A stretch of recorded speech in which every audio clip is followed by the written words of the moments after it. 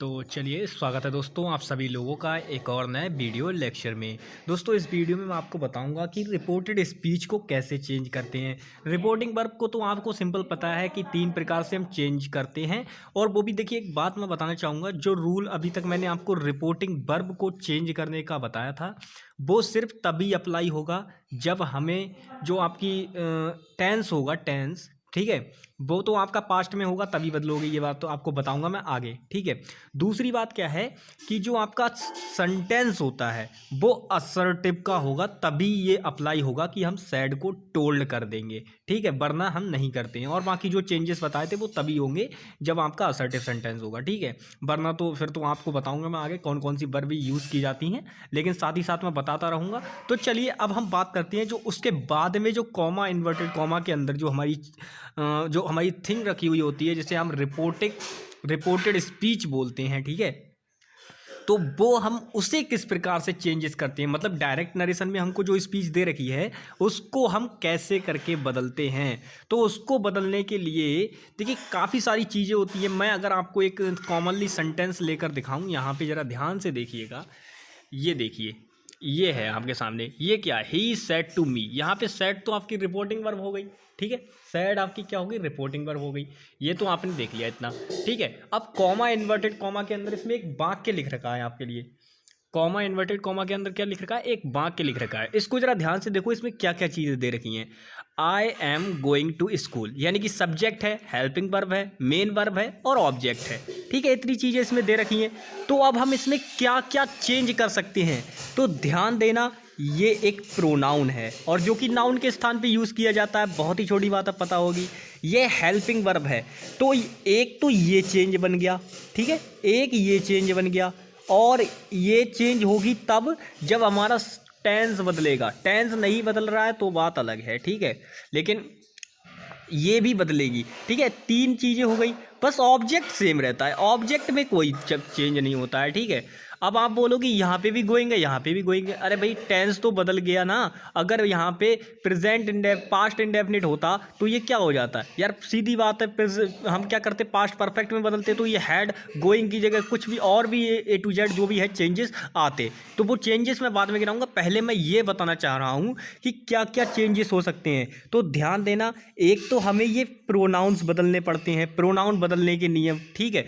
दूसरी बात, हमको हेल्पिंग वर्ब किसके अनुसार है, कौन सी हेल्पिंग वर्ब यूज़ करेंगे, वो तो हमें टेंस से पता चल जाएगी, और ये वर्ब भी हमें टेंस से पता चल जाएगी। तो हमें कुल कितने प्रकार के रूल पढ़ने पड़ेंगे, ये देखिए, कुल हमें पढ़ने पड़ेंगे 2 प्रकार के रूल। ये ब्लैक वाला जो है ये किसके लिए अप्लाई होगा, ये होगा आपका ऑब्जेक्ट के लिए, यानी कि मैं ब्लैक वाले से बता रहा हूँ। ये जो लीले वाले हैं, यानी लीला पेन जो है, इसे हम यूज़ करेंगे किसके लिए, जो आपके वर्ब वाले जो रूल हैं, यानी कि हेल्पिंग वर्ब और मेन वर्ब के लिए, उनके लिए हम इस्तेमाल करेंगे। तो सबसे पहले चलिए आज शुरू करते हैं पर्सन चेंज करना, यानी कि जो प्रोनाउन होते हैं उनको बदलने के लिए हम किस प्रकार से इस्तेमाल करते हैं। तो सबसे पहले देखिए आपके सामने लिख रखा है फर्स्ट पर्सन प्रोनाउन को बदलने का नियम। तो देखिए इंग्लिश ग्रामर में आपके 2 ही फर्स्ट पर्सन होते हैं, आई और बी, ठीक है, सिंपल आई और बी होते हैं। तो अब हम इनको किस प्रकार से बदलेंगे देखिएगा दोस्तों। पहला एग्जांपल हम लेते हैं कि he said to me I am going to school. ये क्या है, आप लोगों के लिए एक डायरेक्ट नरेशन ले रखा है,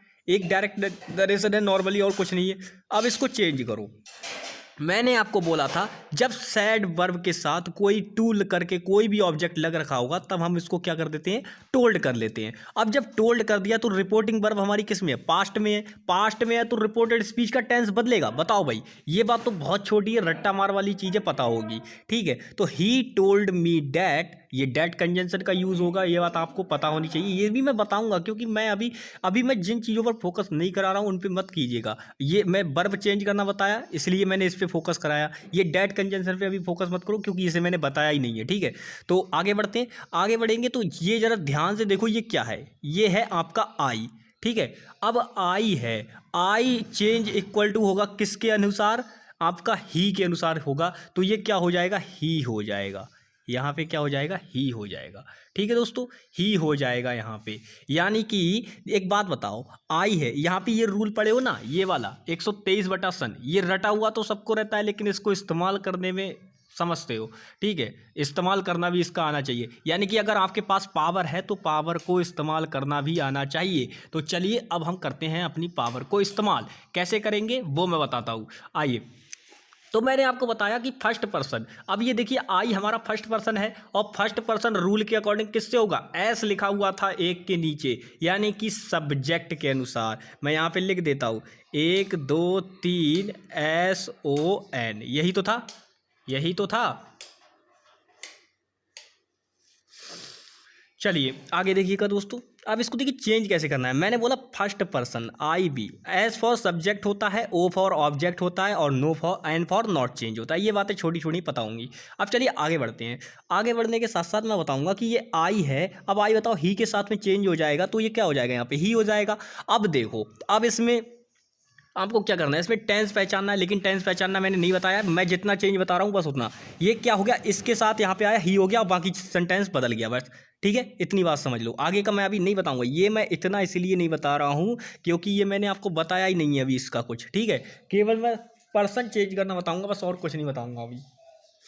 चलिए आगे दूसरा देखिए, दूसरा है I said we are friends, ठीक है। अब वी आर फ्रेंड्स, अब वी क्या है, फर्स्ट पर्सन है, ये भी सब्जेक्ट के अनुसार चेंज होगा, यानी कि ये रहा आपका सब्जेक्ट। अब इसके अनुसार जब ये चेंज हो जाएगा, जब इसके अनुसार ये चेंज हो जाएगा तो क्या आएगा भैया, आई का आई तो आएगा यार। हमें क्या, यहाँ पे नॉमिनेटिव केस है, यानी कि कर्ता कारक है, तो यहाँ पे भी कर्ता कारक ही आएगा, नॉमिनेटिव केस ही आएगा ना, तो यहाँ पे भी क्या आएगा, आई आ जाएगा, आई वॉज फ्रेंड्स, ठीक है। ये फ्रेंड्स इसलिए इस्तेमाल किया गया है क्योंकि यहाँ पे फ्रेंड्स है, ठीक है। यहाँ पे आर था, इसलिए यहाँ पे क्या होगा, वर का प्रयोग किया जाएगा, WERE, ठीक है, वर का यूज़ किया जाएगा। उसके बाद इस्तेमाल आगे आगे चलते हैं कि Ram said I am going to market, ये है।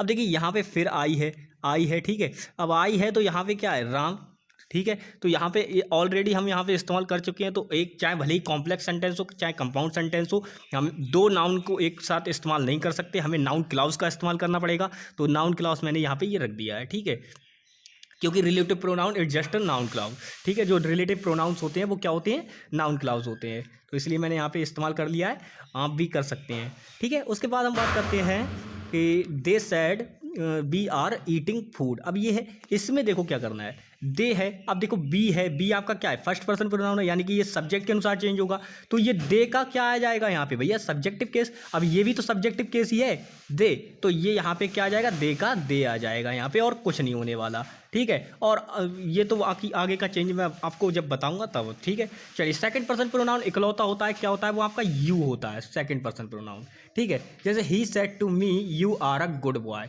ये गुड है भैया, जी है, ये ध्यान रखना इसका, ठीक है। तो ही टोल्ड मी डैट, अब ही टोल्ड मी डैट इतना तो आप समझते हो, यहाँ से हो गया। अब यू आपका सेकंड पर्सन है, और सेकंड पर्सन दोस्तों किसके अनुसार चेंज होता है, ऑब्जेक्ट के अनुसार। यहाँ पे मैंने आपको बताया था, ये देखिए, यहाँ पे मैंने आपको बताया था एस, ठीक है, ये है, ठीक है। तो यानी कि ये किसके अनुसार चेंज होगा, ऑब्जेक्ट के अनुसार जो चेंज होगा। अब यहाँ पे ये तो क्या है, ये ऑब्जेक्टिव केस है, और हमें चाहिए क्या, यहाँ पे सब्जेक्टिव केस चाहिए, तो हम क्या कर देंगे, मी का क्या होता है, आई होता है, तो I was a good boy, बस सिंपल इतना है, ठीक है।